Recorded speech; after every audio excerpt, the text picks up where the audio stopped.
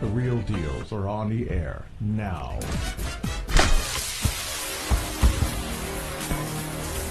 And now, live from the Swords of St. Michael Studios, it's The Real Deals, Kenneth and Barrow's Deal. Hello, Greetings, everyone. folks. How you doing tonight? How you doing, Farron? Didn't see you for half the day. Isn't that nice?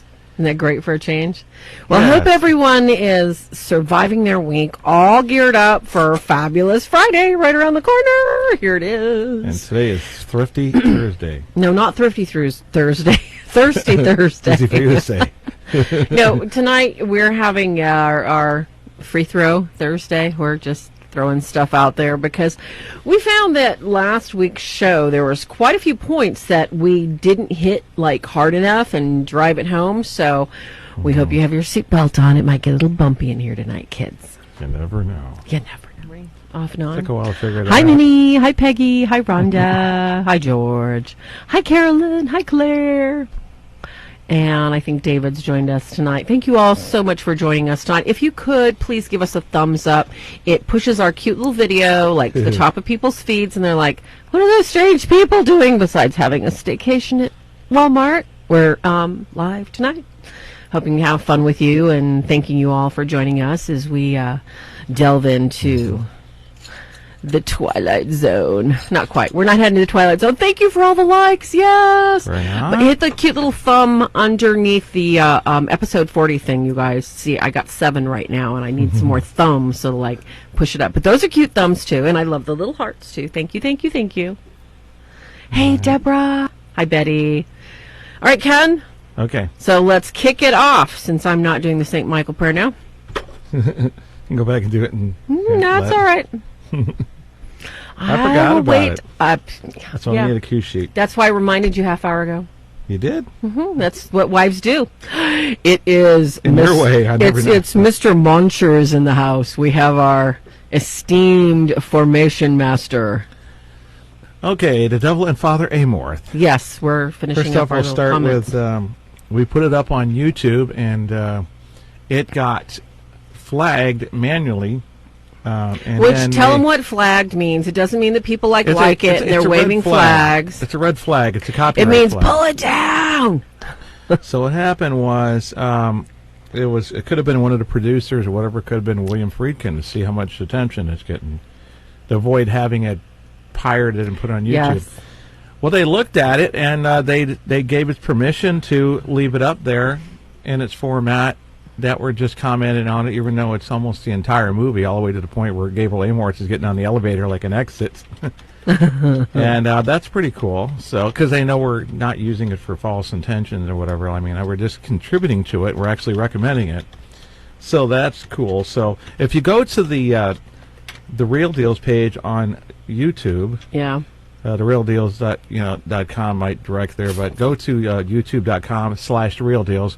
When you go there, it's not the same video that was on last week here on the FB broadcast, because you couldn't hear the audio a lot of times. On that one, you can hear the audio. If you tune out us, you can almost hear the audio for the whole thing. Exactly. And that's the format it's on. It has a little bit of a Sword of St. Michael logo. I have to say hi to Brother John, daughter-in-law Kayla, and I forgot to say hi to Carolyn, and of course Rhonda and Minnie. I already said hi to you guys, and Margaret too. Sorry, I had to cut in there. Yes, Margaret. Yes, Miss Margaret Bennett. Oh, Bennett. I don't know who it is. All right. So we didn't get to finish our comments because there was a few of them. No, but that's really What was awfully the first nice. thing So that the you would person that did the video, they're letting us continue to educate with that, because it had so much realism in it and really packed a punch. It was very powerful in certain aspects, as far as people not understanding what the role, one of the most powerful roles that Jesus used in his ministry, and how it is used currently in our modern church. It's very, very powerful. Well, So, we did. we're blessed. That's the third one we did, where there's actual video playing in the background. If I don't know if I count the Garabandal movie being commented on, because that was just a trailer. Well, we actually play the actual episode in the background, and the other two were Mr. Baggins from that TV show, The last one went through because, it wasn't totally, in the original format, so it kind of hit it. But we're just commenting on this stuff. The first one, about the Raggedy Ann doll, Annabelle, that one was red flagged, and I actually sent a request to use it. Manual. It's like a thing you just click a checkbox. I didn't type it in. I don't think. I think I did a little bit, and they rejected it twice. And if I would do that one more time, that I would get a strike against me on YouTube, which means you get 3 strikes, you get kicked off like Alex Jones. So this Mr. Baggins isn't as nice as William Friedkin and the Orchard. Yes, thank you very much for allowing us, those little clips that we use to help people understand. God bless you. Thank you. Definitely. That was really nice. So, what episode was that? In case people want to refresh their minds about. That was episode number 39. It's on our YouTube channel, The Real Deals. And, of course, if you have any questions, you can always contact us either here or leave us a message, and we'd be glad to help you out. Or, what? Did you drop the ball? This is free throw Thursday. You're supposed to catch when I throw. Come on, my Nugget Man. Nugget Man. Cruising around the world every day. I like barbecued. You're such a nut. One of the things we're commenting about that we didn't really go into more depth about was, what Deb said on the show, and something brilliant. I missed this detail because they didn't make it clear. Did you know that this girl was starting to rise up off the seat, and the sheet when she was getting her when the boyfriend had his. When he was holding her from behind like this, she was rising off the seat. That's what was said behind the scenes and all this stuff. But did they make that clear in the movie? We didn't have the text. Do you remember that, Farrah? Do you remember suspecting that was going on, or hearing or reading a text? What I observed from watching the movie was not, I was not paying attention to her body. I was more watching because. From my experience, that's what I'm looking at. The exorcist has what they're doing. The people that are there to hold the person in case if they harm, bite, kick, hurt, jump, scream, they're doing what they're supposed to be doing. I was actually watching the other people in the room at the level of calmness and the prayers and how focused they were. Because, I've seen people do strange stuff. We've been to things that we don't talk about, and I was not, that wasn't my point of fascination, or that wasn't my point that I was watching, the growling and everything else. So I didn't even see. The only thing I saw was that shifted my attention was when I was looking at the scene and how small the room was, all of a sudden they had to push her back down. And that could have been anything. And I did not know that she had begun to levitate, but I guess she did. That was not made clear. Yeah, and how do you know? Because when you have 4 grown men holding, even the one that we were doing locally here, how do we know that if she got let go and that she wouldn't just float up or run away like the Flash? I mean, we don't want to find out the hard way. That's why they have ideas of ways to restraint in case of emergency, so to speak. But I thought that was interesting because Deb said about her little brother David. She's not here tonight, of course, because she's still finishing up her little vacation in the summer. Exactly. Fun in the sun, toes in the sand. That they said when David was being restrained, he was levitating. He started to levitate up, and they had to hold him down from levitating too. And so Deb said that on here, and I was like, how many exorcisms did David have? He had a lot, didn't he? Yeah, he had 6 exorcisms. Oh my gosh. Yeah, another one of those. Yeah. And there was actually 6 priests involved. Not each one was an exorcist. I think that 1 or 2 of them were just there to maybe investigate, validate the church, something like that, validate for the church. That was one of the things we kind of had Deb say. But the other thing that's kind of a curious phenomenon too, easier for you to say, is the if anybody knows Italian out there and was able to understand her through the whole movie, and you saw it on Netflix, I mean, don't strain your ear too hard on the video that we put up. I don't know if you're going to hear Italian so well, especially if it's your second language. Was there cussing? Because I haven't run into a possession yet where they didn't cuss when you get them cornered like that. They're aggressive in every way. How they look at I you. didn't pay attention. You know, I mean, all the senses except taste. No one's going to be tasting. Well, they taste nasty too. You know. Did you you didn't recognize any words? Because I remember you said something like that. It's like, oh, we said something like that on the show too. Why wasn't there any cussing? There was a couple of words that were, she was talking outside of herself, as in, you know, we and multiples, but Yeah. I don't know enough swear words in Italian. I know a few. And it could be That many. Yeah, like, you know, some of these words that we use in the States as English swear was, it's not like we're speaking in German or something. When you drop a hammer in your toe or something. That'd be horrible. I know. I'm pretty fast. I move my toe out of the way. The hammer's... Thank goodness. Beat up. So that was kind of, I don't know, it's like makes you go, because if it was a kind of a violent spirit, you know, and it's going to be jerking around like that and screaming and multiple, I'm just surprised. Though anybody can hear the video and then actually analyze the audio and then knows Italian well enough to say, hey, yeah, they said one there and there, because they might rely on that. And I don't know, because I don't think they caught the text of every...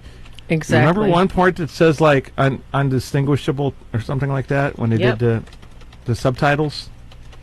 Okay, well, just thinking. What are the odds, though? You know, they're going to be good for TV. That's basically... Thank you, Mr. Diva. Would you sign a contract That's here? You don't say the basically 7 what the words. attraction is. And not loud on movies. That was in the theater, and now it's on Netflix, so I keep thinking TV. So, you know, I couldn't even come up with reasons why it wouldn't do that. It doesn't really serve any purpose for the demonic. But if we're speaking in English, then we'd be totally aware, wouldn't we, Farrah? We'd be totally going like, what? I think that... You know, like... when something hates you, it doesn't matter what language it speaks in, you feel it and you know it can. Amen. My Thirsty Thursday. Feel free to put your questions out in the comments, otherwise known as the chat. It rolls away from you. You have to figure out where the end of the chat is. Is it on the top or on the bottom? Depends on what you set it for. So we would highly recommend the movie. Yes. Because if you miss something, you might observe. We've recorded some of the ones that we had because we wanted to be able to look at the person when we weren't in action. I don't know the stuff. I tune it all out because I'm not there to observe when it's. I'm sorry, stuck in assisting or doing deliverance prayers, and I don't expect you to. You might have more of that kind of cop side. You know those old cop movies where they right in the middle of class they have a guy barge in there and do something. Then the teacher says, "What did he look like?" You know, and how big was he? You know, it's like you're supposed to be observing even though you're freaking out. You know, maybe that's more of a process of weeding than teaching. Could be. I don't think that ever goes away. You don't really get good at that just by training or reading a lot of Sherlock Holmes books or something. All righty, so hope we got a pretty good listening audience out there. Anything else to add on the devil and Father Amorth that we could think of?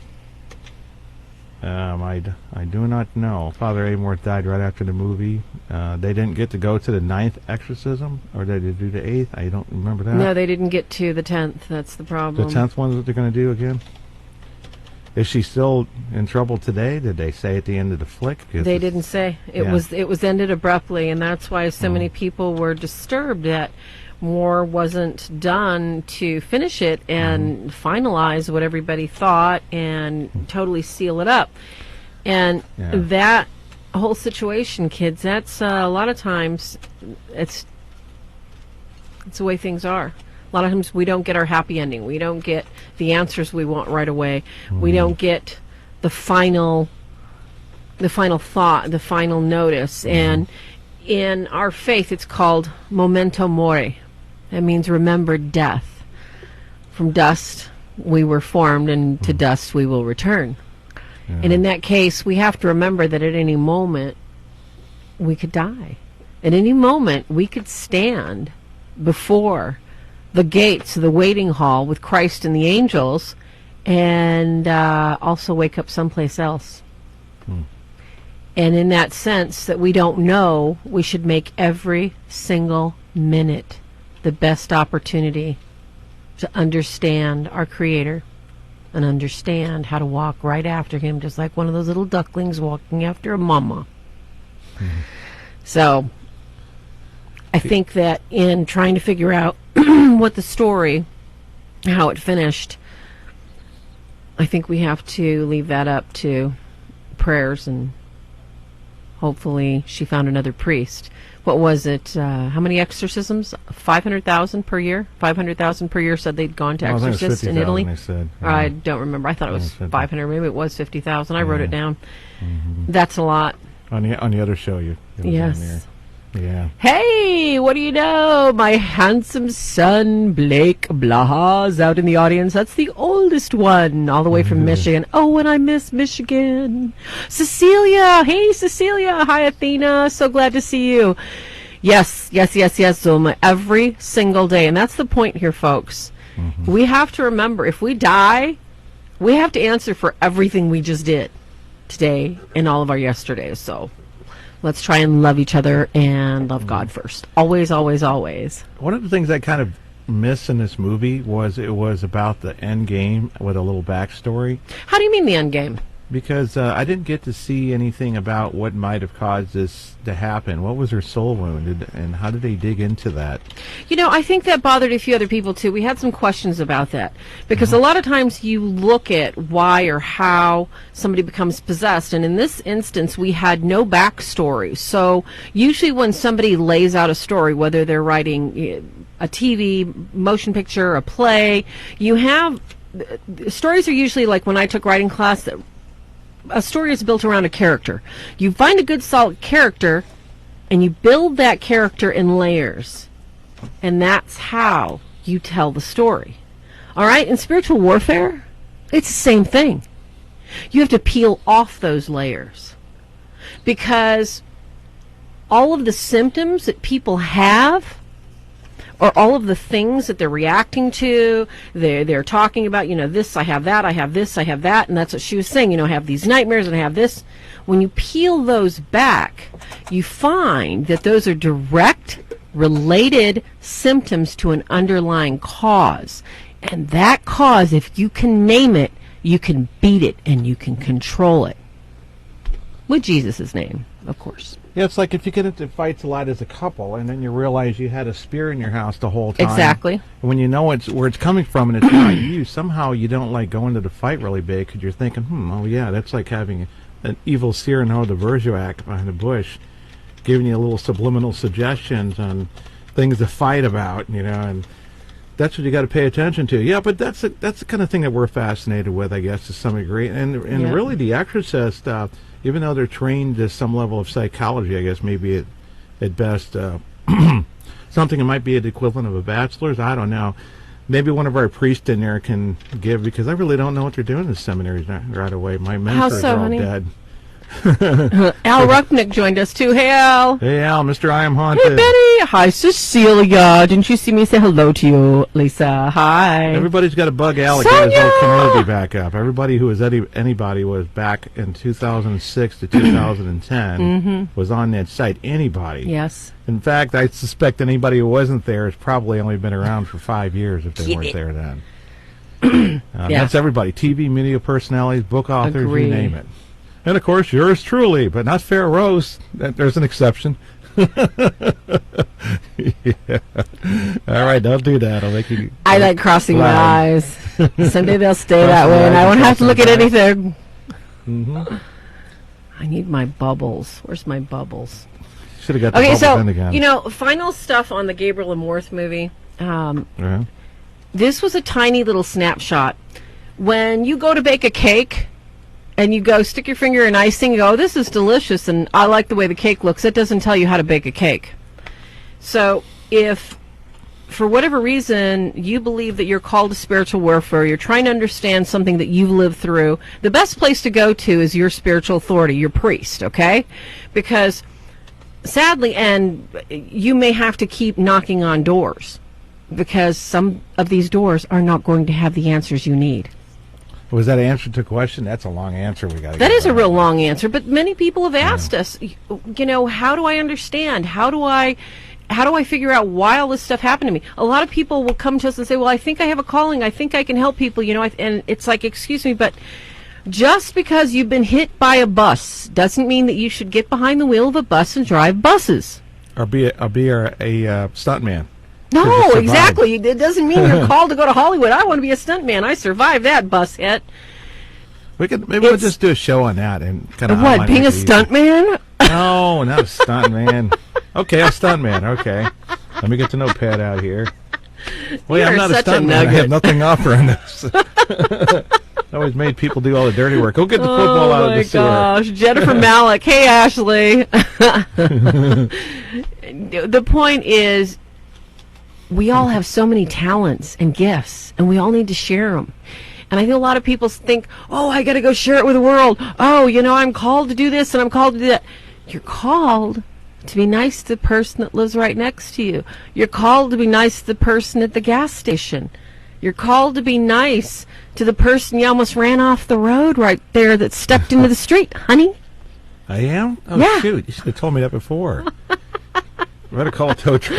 Hey, Cheryl. Hey, Denise made it. She just walked the baby. Walked the baby. Denise has got a house full. Sorry, Denise. I couldn't resist. So, when you're looking at these movies, kids, please, let's take them for the grain of salt they actually are. All this is a beautiful documentary. It exposes the truth about exorcism. But this isn't, the real call to revolution is to figure out where to stand. All right? If you don't know where you stand, somebody is going to run you over. I guarantee you. We live in perilous times, kids. We have to figure out what we stand for, who we stand with, and why. Mm-hmm. Lots of stuff going on right now. Usually in the world. When you run into and I'm not saying your first demonic case, because there's lower level activity misunderstood as a malevolent spirit.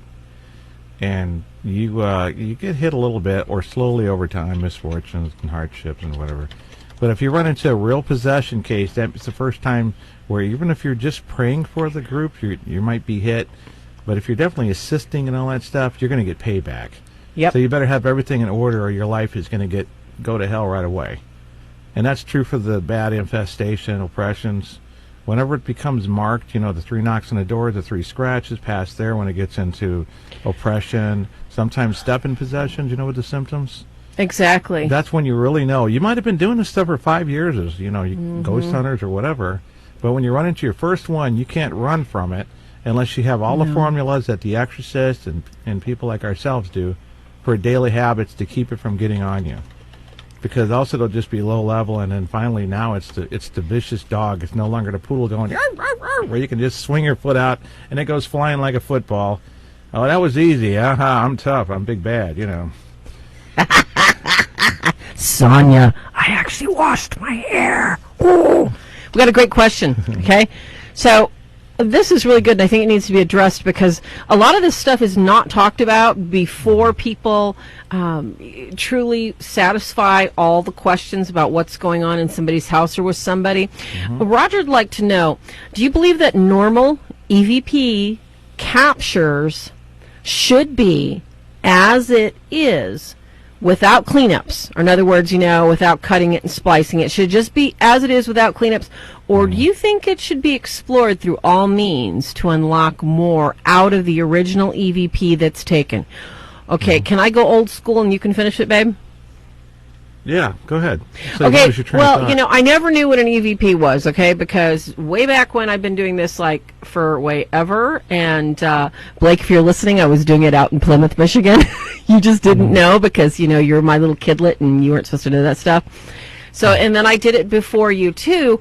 We were way old school. We didn't do EVPs. We didn't call it EVPs. We knew that if we were going to help people try and figure out what was going on in their house, get them to pray and get them to pray away, although some of the teams that I helped out didn't believe that, we used baby powder. We used a recording tape, and we'd set up these little tapes in various rooms. And, of course, 60, 90 minutes, boom, that went by real quick. And also another thing, too, is I never went with teams that thought the only time that something could possibly happen was at midnight or 3 o'clock because, as you know, I don't like to stay up that late, okay, unless I'm having a great time dancing on the beach, which is not that often. So old school was, there is no digital kind of EVP. You have a cassette tape. That's it. And it usually picked up some really strange things that you would never believe. Now, why were those listened to? And because a lot of times, way back when, everybody had to have a psychic or 2 or 3 on the team. I don't know why, because they thought, all these sensitivities, were going to be picked up and blobbed together. A lot of times they disagreed. It was just kind of ridiculous because one person and then somebody would agree with the other person. And then they'd play the tapes. Okay, I never liked listening to them because I didn't care to. All right?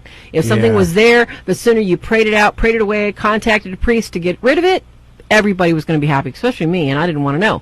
So, consequently, when you have that cassette, do you want to listen to it over and over and over again? Because that's kind of what I'm hearing Roger say. No, you don't want to listen to it over and over and again. It's almost as if, we're going back to that movie White Noise. That's it becomes an obsession, kids. You don't want anything to do with that. It's such a danger. And that's why we tell people you really don't need them, and when I wrote the book Haunted Investigation, Ken, he's my super tech guy, he got to write about all this stuff, obelisks and EVPs and all that stuff that I don't even understand. When you have something like this that because just like there's pareidolia, when you see a cute little image, in the sky, you're laying back and you're watching little clouds float by, you're like, that's a dinosaur, and that's a little piggy. You're like having fun looking at stuff. It's like, so you're looking for human faces. Our brain is geared to look for human faces, right? Okay. Well, the same thing with our brains when we're hearing something, all right? Because from very young, we're listening for what? We're listening for the sound of our mom's footstep because we're going to get fed. We're listening for the sounds of mom's footstep because we're going to get changed. Our diaper is going to be clean. So the same thing with EVPs. We're listening for something, anything that could give us a clue what's going on. And the devil is not only in the details, but he's in your imagination, and he can pull anything out of your imagination and cause you to hear what is not actually there. Okay, so Cecilia wants to know, what is an EVP? Oh, you didn't even get to the question? No, I just tell you that's all that I knew that was an EVP, okay? Because that's what I'm talking about. He's like, okay, should we explore this and listening to this? I'm sorry, but it is. So, I covered a lot of ground, though. Keep going. So can you please take it from there and explain to Cecilia what an EVP is? Thank you. Well, that's just that EVP, electronic voice phenomenon. That's a label they gave later when people were trying to be tech savvy. Yes. Otherwise known as parapsychologists, which really aren't around And much. Cecilia's very Catholic, so can you explain to, how the church looks at, this sort of evidence and that kind of stuff, too? Well, when they get the evidence, they don't really like, because it's one of those things. It's like, okay, there's consideration. When it's just something that's out of the blue and it's unmistakable, like a mother and a baby are talking, all of a sudden this voice says, I'm the devil. Then the priest would go, whoa, But they don't get those kind. It's just like, it could be people talking and they forgot they were talking.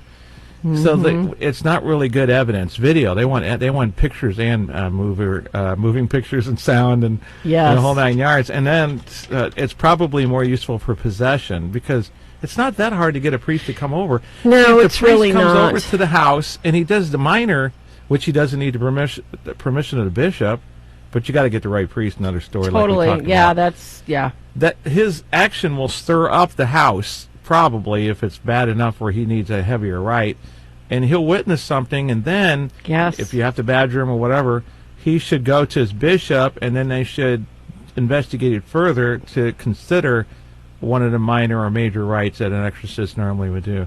So you should gain ground no matter what. And if they don't report to their bishop and they don't call you back, then you need to go to their bishop.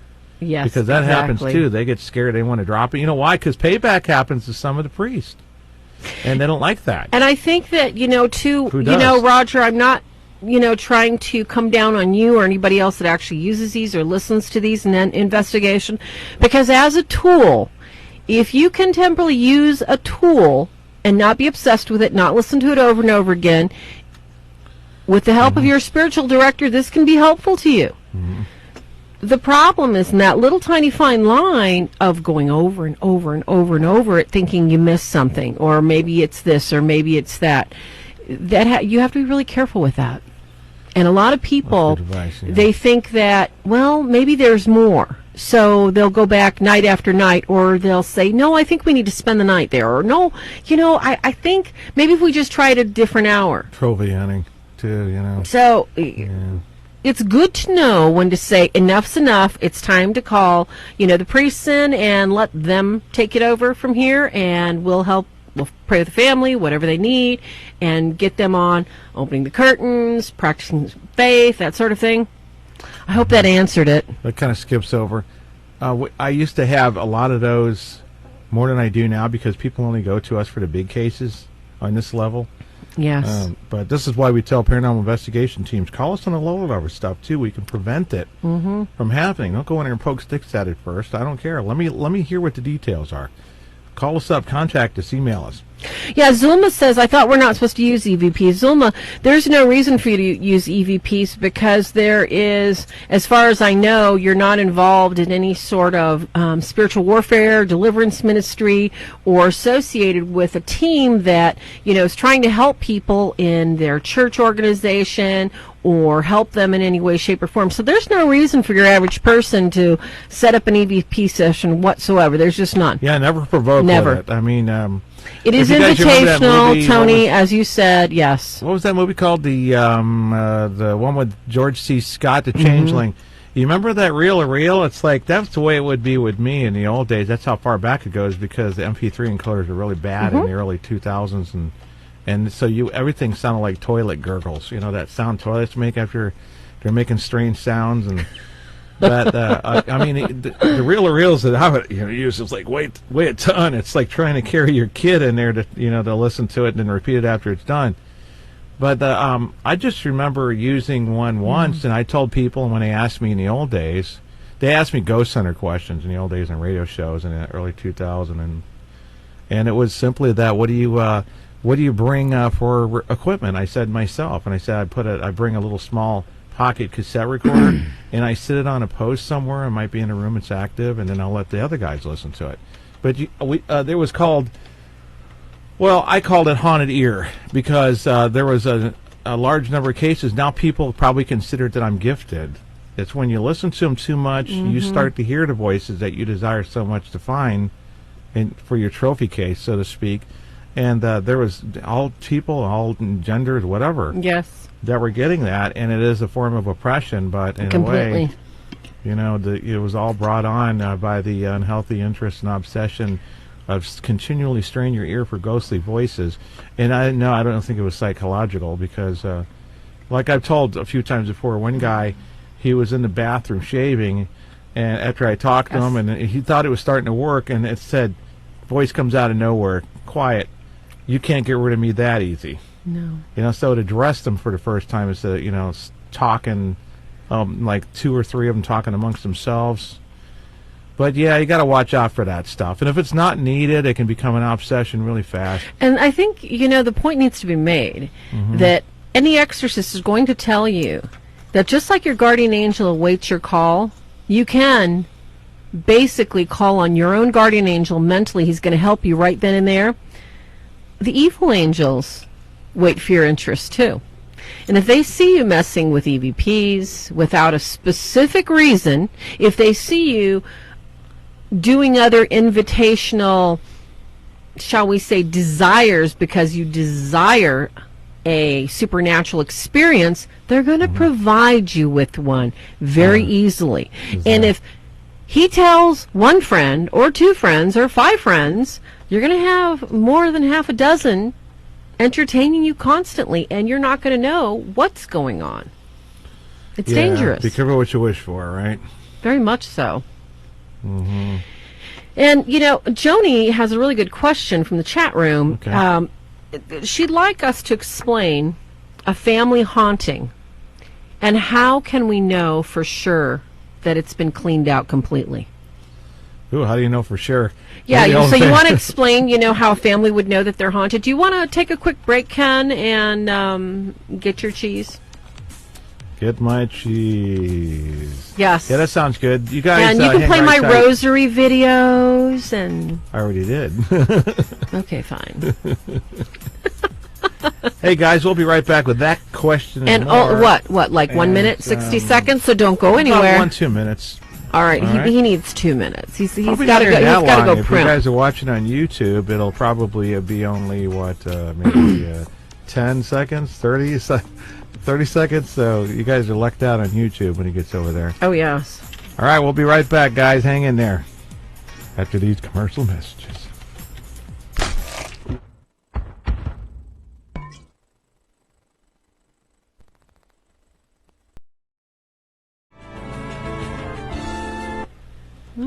We are back. Yes, we're back. I just got a little tiny little baby piece of brie, okay? Because it is a tiny pizza. Burrito. a little tiny piece of brie. The question was again, Farrah. Well, this is an excellent question. I think it does stand to be addressed because a lot of times people don't understand, and there's not any kind of clear information out there that you're living in a haunted house, a family is being haunted. Things happen. And unfortunately, if your children are in public school and even in parochial schools, because this can happen in any school, kids today are exposed. Yes, they're exposed to so many more invitational messages, whether, the apps on their phone that the kids are playing, anything from, they can have their own EVPs, they can do ghost voices, they can do just about anything on these little tiny phones they carry everywhere with them. Their teachers are very open to talking about everything from Ouija boards, occult, ghosts, seances, everything on TV. This is why we don't have TV in the house, kids. Everything on TV is geared to either overstimulate your eyeballs sexually, over anger you with hateful messages about your country, your neighbors. So we're looking at sex, hate, love. You don't have enough, you're not taking the best vacation, you're shopping at Walmart. All these messages lead you to what? The first level of oppression is temptation.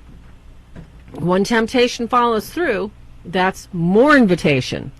So when we're talking about a potential family that's being haunted, it's very, very rare that they're haunted without a reason. Somebody invited it in. There's always an invitation. There's always a curiosity. Maybe, the daughter brought home candles because she wants to be in love. And yes, there's all sorts of apps that, can cast a spell so she can get a boyfriend. There's all kinds of videos, like Lori Clark was pointing out, on YouTube. You can look up, love spell on YouTube. You can look up, I want my boyfriend to love me, or, I want my girlfriend, to be loyal to me. What do I do? Do I burn bay leaves? Do I put sage in her tea? And you can find this stuff. Now, parents, as close as we are with our children, we can't know every single second of their day, who they're talking to, who they're with. I mean, you literally have to lock them in your house and never let them out. So whatever the invitation is, things start happening. And just like if your child starts doing any sort of recreational drugs, their attitude changes. Grades slip. Friends change. The same thing in a haunting of a family. You want to take it, Ken? We have this topic outline for a whole show. It's called Ways You Can Become Easily Oppressed. If you look down the timeline on YouTube, it might be on Facebook too. I don't know. Yes. But so, what's the big question? It's how can you become The haunted? big question is, why am I haunted? Define a haunted family, and how do you know you're completely clean of whatever was oppressing and infesting a house? The more kids you have in a house or individuals, the more it's going to be a problem. You can never be sure your house is clean. So that's why, just like you Clorox your counters in your kitchen, you Clorox your house of all the nastiness. Spiritually. Yeah, you can look for signs, then you get carried away too. Like if you have some records and CDs that somebody gosh. pertains to be demonic or evil, when it's just a rumor. Even Kiss, you got Kiss in your house, and Yep. your kid, you play it or whatever. You're not going to get anything from that. There's no demonic activity or attachments that will come from that. Even if they put a spell on it, like some people said, Yep. to make the record sell. Okay, but you Totally. see, that's when you get overly scrupulous, like you can with a religion too. That you can throw away everything, Yes. and that's what. I got horrible stories to tell you. Some of the Christian denominations have you do that. Everything has got an evil eye or evil presence or demonic attachment. So we got to draw that line too on that, and look for the clear things, because that can happen with just about anything.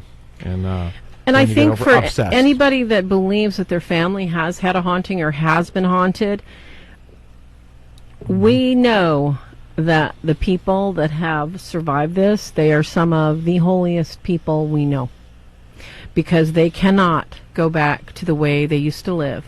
And do they know that they're clean and they're free and clear? They know for this minute and this hour and this day, God has given them the grace to survive, to be positive, and to go forward, and they're not being oppressed. Can they take a chance and stop what they're doing and say, well, I don't have to worry about this anymore? Never. Never, never, and never. Because just like that wonderful Nietzsche saying, once you look into the abyss looks back at you. It doesn't stop looking back at you, guys. Never stop your prayers. Never stop your prayers of protection. I was going to do a show topic about 10 things that'll make, we'll just say, excuse the P word, or something, that'll make people not, to unsubscribe or to leave listening to the show, because there's some things that really tick people off. And I really got to discuss it with my wife, and maybe... and that includes you, Blake, my sweetheart, my oldest child. You don't stop saying your prayers either, because I'm praying for you, too. Sorry, I had to get that in there, kids. Since he joined tonight, I had to remind him, say your prayers! Questions may continue, just Yes. as the show theme is designed. Would you call it Thursday throw up? What is it? It's free throw. It's not throw up Thursday. We don't want people throwing up. What's wrong with you? Thursday throw Oh up. my gosh! I'm gonna get my special little my zapper gun. You good? Yeah. Where's the other at? Oh, my easy button. Yeah, that was easy. It's just so. I got a better idea than that. How about the old standby? How about... I'm gonna zap you with some boobles. Oh no! It's a cult time. It's Dr. Freud. It's a cult time. Let's see what You are just Dr. so Freud wrong. says. Oh my gosh! It's an 8-ball. Can we just get a bag? Put it over his head. Oh my gosh. That's right. Okay. Okay, get rid of that thing. It's, Get rid of that thing. It's invitational. I'm going to kick It it. is not. I know. That's what I mean. There's an it's example silly. right there. All right, focus. Let's channel that anger. Yes, and That's what Dr. Freud says. we had a question earlier from Tony. Dr. Freud? No. Okay. I think it was Tony. I've got to find it now. I apologize, Tony, for not writing it down. By the way, you guys, you know that we get criticized sometimes for not being serious because we're not stuffed shirt. We're not like Masterpiece Theater. We're not sitting by fireside. And in the serious topics, I want you to think about all the people who Yes. aren't all serious, and they help keep the sanity and they keep the spirit intact. Yes. Because the mind goes, the spirit goes with it. Did you see Gabriel Amorth in last week's movie? He stuck his tongue out at He everybody. sat there like this and he thumbed his nose. It was like, oh my gosh, I love this guy. But that, if you do not laugh, you're going to drive yourself nuts. Yeah. Taking yourself so seriously. You know, people here like us, to love us, or whatever like that. I mean, comedians run rampant or whatever. No, it's not that serious. No, we dealt with it. See, we can do that. We can joke about things that we dealt with, firsthand. Now, if we knew nothing about it, maybe you'd say that thing like, kind of in a way that's like, hey, black people can't make jokes about it. Or well, it's probably more like, white person can't make black jokes. I mean, if you want to give it like everybody's offended. It's just crazy. Okay, this is a question from Tony, all right? Yeah. He wants to know how common it is. Hey, Tony Cobianco, good to see you. Is it common for demonic infestation in a haunted house to escalate to demonic oppression and or demonic obsession? That's the goal. And they start with temptation. The temptations have so many levels and so many styles. And actually, I think it's very primitive because back in 1980, the only piece of work that kind of outlined anything was the Demonologist on the mainstream level. Because you still had Jordan Aumann, Father Aumann, who was still alive in the 70s. They're old the writings of the saints and so forth. And they had things like, levels of manifestations and things demons can do and things demons cannot do, etc. And they were very vague. And people like us, had to find out the hard way how that was true. But there are so many stages along the way that I added some in the book that I was writing in the early 2000 and published it off my computer in 2007. Is Al Rupnick still in there? By the way, thanks, Al, for advertising that. I sold like 1,500 copies just from off my computer. And the... You know what? I could really hear that clicking really loud. Everybody, I better get a new keyboard. You'll have to do it softer, not maniacally, like I must finish maniacally? this. I forgot how distracting it is. We changed. She had one of those soft keyboards that are like made out of rubber. You can roll it up like a hacker and throw it down, Are you making fun of me again? Now I'm going to call you Clicky again. I'm going to click your little brain cell. Okay, sorry, Tony. But the original levels is like they said, in the movie The Conjuring, and they had Ed Waring and they're talking at a podium or something, and he said infestation, oppression, and possession. But there's so many more than that. When you're talking about if they're targeting the person, you can't say infestation, but it can start with infestation and jump on a person. It usually goes after one. But you have the other levels in between that, and that is subjugation, obsession, not in that order, by the way. And oppression, and then possession. They'll take another route when there's a person involved.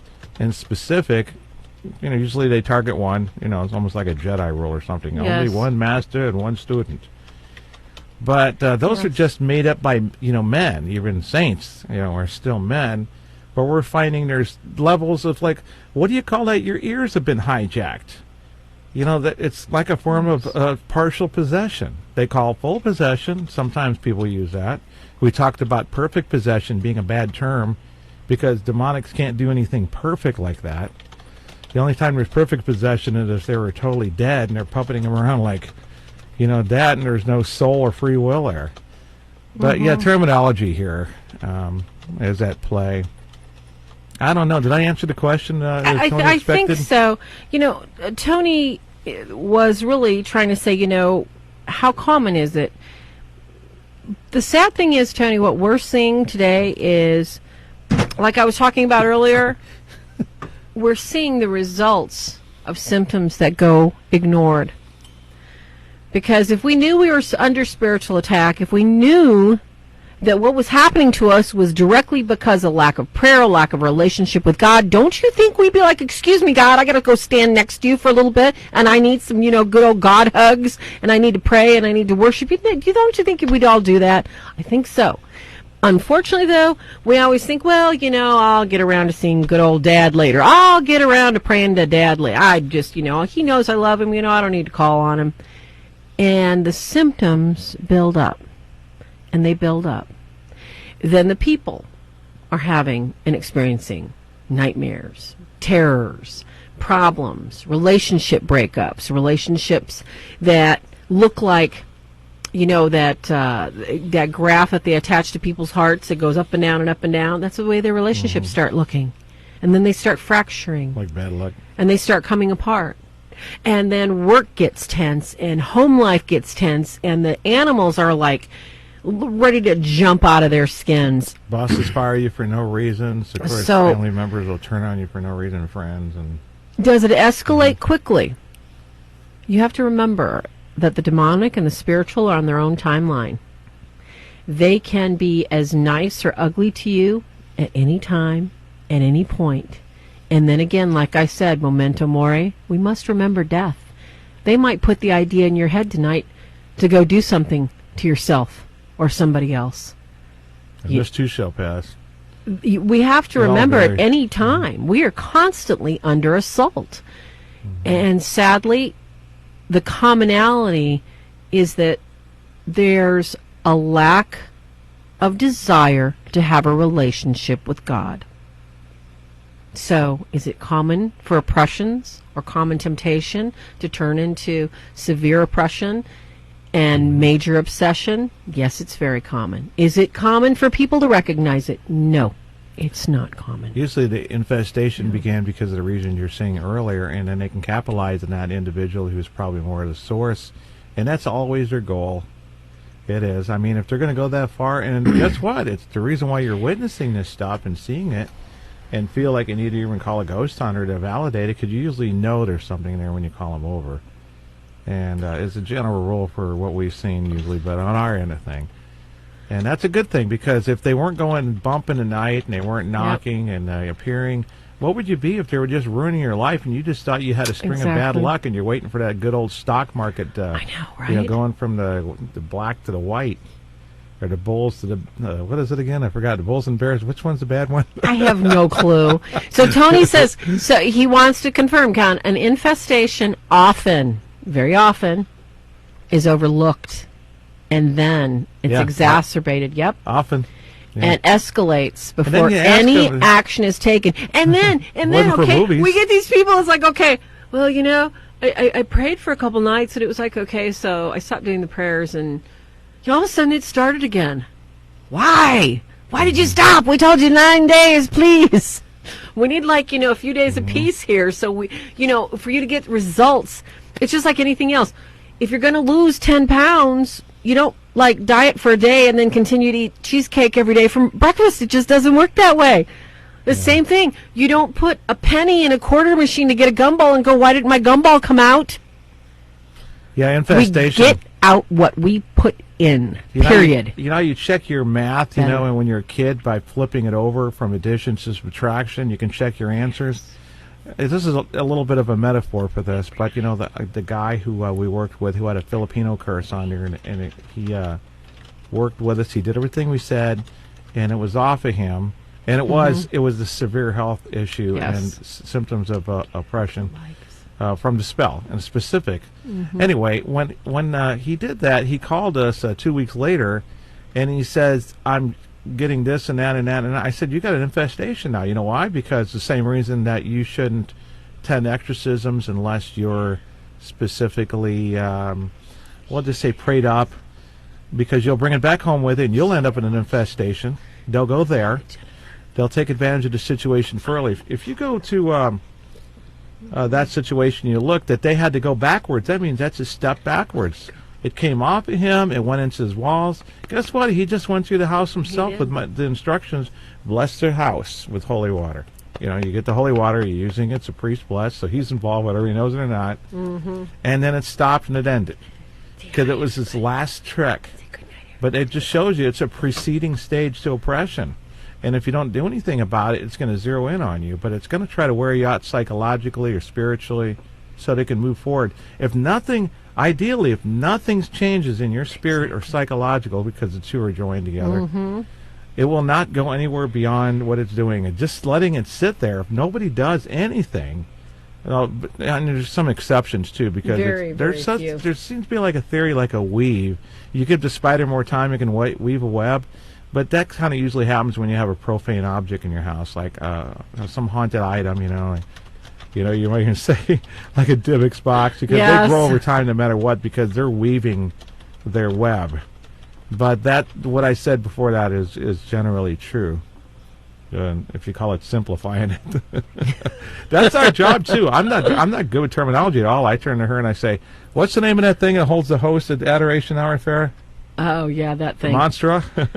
No, it's the monstrance. We have one in our front room. Remember, holding our relics? So I'm not very good with terminology. I had a problem with psychology too, but I know exactly how to speak it in layman's term. So I'm the interpreter for all of these things that we deal with, psychological, spiritual, to some degree, and that's how I write my books too. We're talking to lady most of the time. You're in the priest, with the exception that some might need another way to put it, and we're really good at that.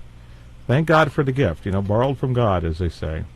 Talent unknown from God. There you go. That's right. And questions. I think that when you look at how people are really, really adept. I mean, human nature, basically, we sweep things under the rug. And a lot of times when a severe, shall we say, infestation begins, a lot of people, they don't believe what they're seeing anyway, so they just kind of ignore it. And a lot of times you'll find people have been ignoring missing items, like missing jewelry or missing keys, misplaced things, or things left open, drawers left open, doors left open. Stupid things like that that you, if you're living with like one or two people in the house, you don't really think about. But then things start making sense when you start hearing your name called and there's nobody in the house, or somebody couldn't possibly have said something. And a lot of times, who are you going to talk to about it? Who are you going to talk to about it? You know, people at church usually don't want to talk about this stuff. They run when they see us, which is nice because we love them and always smile at people. Not at our church. I can't say that anymore. They don't really run. They laugh when they see us, so we love them too. But people... It's scary enough when we're fighting things that we do see, like venereal disease, drugs, prejudice, race baiting, hate. It's hard enough fighting that stuff. When you have to fight a preternatural enemy that we're not hearing about from the pulpits because people aren't telling us the devil's real, who can we turn to? I hope you... If you're listening tonight, you know that we care about you. God cares about you. And I hope you know that if you have a question, if we don't know the answer, we're going to be the first to admit it, and we're going to find out for you. Chances are we probably already heard it before, but every once in a while, because it was mostly the writing the book, was answering old questions and stuff, you know, like why does sage seem to work sometimes, and, you know, the why is that, you know, a person who moves into a place that's Catholic has activity when the previous owners did not. Some of these are spawned by really well-known cases like the Amityville case. Where, you know, there's a lot of Which, you know, we've got to do that show about the Amityville horror. We need to do that like we did the Gabriel Amorth movie. Remember we were talking about that? You know, that could be. Maybe we should. Because do a that's what I was telling. No, I was telling review. Veronique that we need to, because the Amityville is one of the most popular case studies. Yeah, there's a and lot I of think stuff, that we could go over this in reality, in real time, and go through it bit by bit with you folks, so we could tell you what was real and what was exaggerated, because Hollywood does go over a lot of stuff and make us think that, oh my gosh, it's so horrible that could happen to us. Likely not. Exactly, you know, sweetie. Like so it's important to know. Hey, Laura joined us. Good to see you. It's important that we know what's real and what's not real, and how to get rid of that stuff that bothers us so that we can have sweet dreams. That's why everybody has a guardian angel, kids. Hey, you know what we're talking about with that infestation thing? One of the first things we know about when a demon enters and leaves is that the first thing to come is anxiety, and the last thing to leave is anxiety. Even when it's already gone, it leaves its signature there. And like PTSD, you know, you've gone in, you know, war is demonic. It's not necessarily, you know, in the same sense as a, you know, haunted house or anything like that, or a possession. But you're entered into the field of the diabolical in this. And PTSD, there's a lot of things that can be cured better spiritually when it has to do with the mind.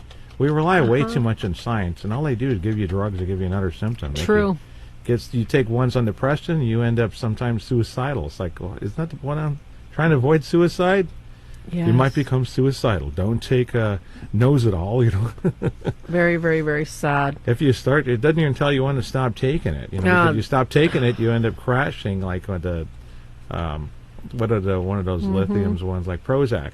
It was causing people to commit suicide, so they had to ease them off of it. It's horrible. That's another. We're going to have to get back into there when we have an expert. These are some of the things that we pop culture dabble in a little bit. Obviously, not being even pharmacists here on that. So, the spiritual warfare, yeah, you can ask us. You know, and continue to do so. I'm going to go over something real quick about this. On our channel, The Real Deals, for example, we have some movies on there, and this one's an interesting one because we've had it up for a while, but lately I got someone telling me that the audio's out. It's the only video that's ever happened to me, and it's like, why is this Why is the audio That's out? kind of bizarre. So I went and listened to it on my phone, and I can't even hear it. And I hear something every once in a while. It sounds like some shorted mic cord or something. I don't know. It's really badly encoded, low level. I can't figure out what it is. I played around with it for 7 hours today. It's on the same software. It's in the same format that our show is. And I get it out like that, right, Farrah? Mm-hmm. And I couldn't get the audio to come up for very long. It would quit. Well, guess what? This is Deb's show. Yes. I mean, it's about her, It's but her it was story. done without permission, so it's a light Precisely. version, a very light. Not to be confused with Carmen Snedeker's The Haunting in Connecticut, which is about a funeral home. This case was far worse. Carmen Reed's story are more along the lines of Karen Smurl. Deb's case is the one we said that needed 6 exorcisms, earlier on her brother David. Now you got Kevin Bacon playing Arnie right there, by the way. And you see this at the back. Lucky Arnie. We're putting it back up. I'm just going to put it up without running it through the editor. Where I don't have anything in the beginning and the end, like a logo or anything. I'm just going to put it up. So look for that tomorrow. If you want to check it out, you want to see what the court documents basically tried to portray the case to be after the fact, and they tried to put It's the a good backstory. documentary. It really, really is. Yeah, it's not bad. It's a made-for-TV, and guess who plays, the would-be Ed Warren, and I don't know who the woman was. So all the names have been changed, but you know what? It's Debbie, the redheaded girl, accompanied by the Mr.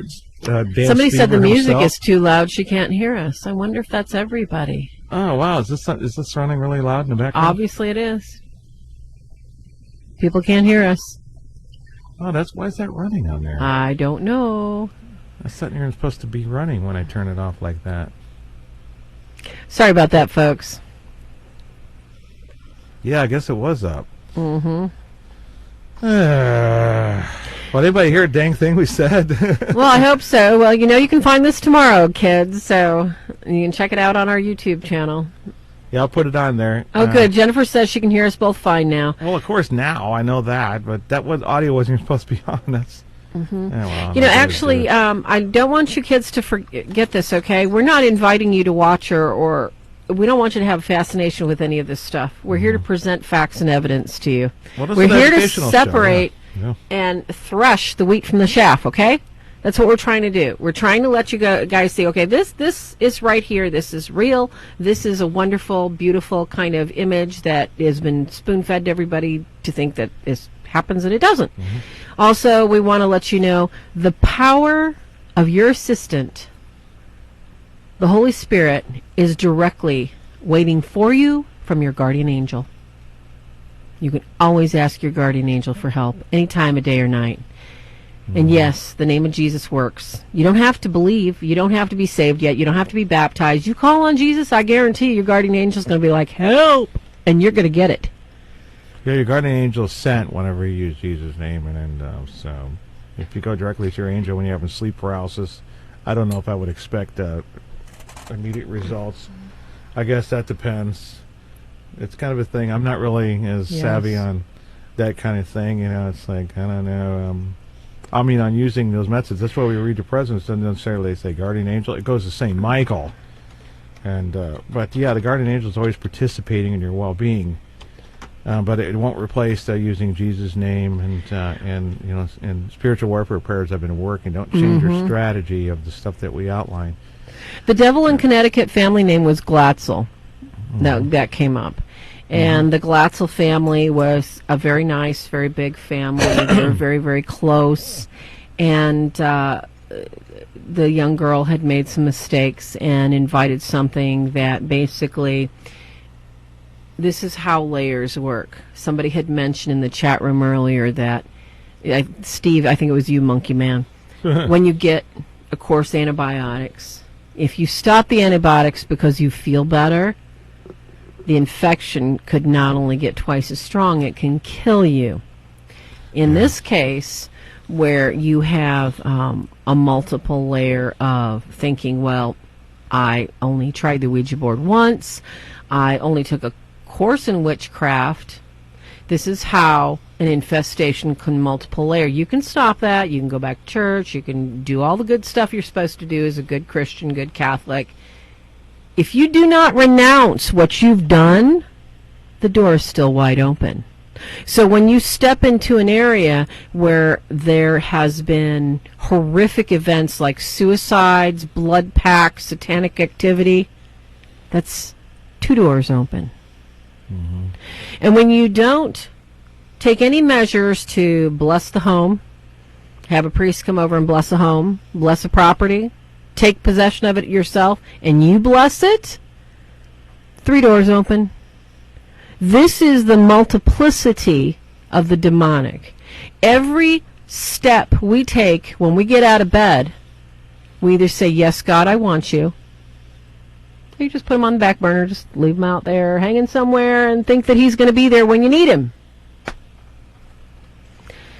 Yeah, like your dad's going to be there when you haven't talked to him in 6 years. And Exactly. you come to him and ask him, hey, can you lend me money for the car or repair? That doesn't work that way. And it's part of it's like, how do I know you'll be back? How do I We know don't. you won't? I asked you to mow the lawn once, and you didn't never show up, and I True. and I was laid up, and I couldn't mow the lawn, and I had to pay somebody to do it. God will have things like that if He had a representative speaking to you on earth. That'll that'll best portray that in that analogy, because we Life all is know about that. relationship. Yeah, relationships. And relationship means more than one. I don't know. I guess I should repeat what we were saying in the very beginning of this, since it seems to be overpowering to one degree. But I guess, could people still hear us, or were they totally overpowered? They could still hear us. They could still hear us. Okay, so we don't It need to repeat just it? some people's Facebook is like Cecilia was saying, it's a little face broke. So some people are having some difficulties, and some are getting it okay. So There's the TV version of Deb and the red hair. You see that with Kevin Bacon? That's Arnie. Mm-hmm. Isn't that funny? Andy Griffith played. and we are at the top of the hour, and it's time to sing the Good Night, Sweetheart, Good Night song. It is. So, ladies and gentlemen, never forget, ever, this battle that we're fighting right now, it's already been won. It's already been decided. Everybody's already been sent to their part of damnation. And right now, in this little time and space, the real deals, we're here to help you fight the fight, win it right. Don't stop saying your prayers, rabbits. You too, Blake Blaha. I see you out there. Thank you all. That's right. Call your mother. Well, we love you all. Come Thank by you and visit. all for, and anybody can drop in and visit. Our door is always open. You guys know that. Well, not So- anybody. This is Okay, not anybody, all right? guy on the street If you're not outside bringing the door. chocolate, have a good night. If you have any questions, you can always PM and ask us. And don't forget, we'll be back here next Thursday night with another interesting episode. And we will let you know. We'll post on our page and on the Real Yeah. Deals page when we do a takedown of the Amityville movie and go over and walk through it like we did the Gabriel Mort story. So thank you guys. God bless you. And Deb Johnson, we miss you. Have a good vacation. She'll be back. It's almost over. She will be back. God bless you all. Good See you night. later. God bless. Have a good night. See ya. Happy Friday. Good night.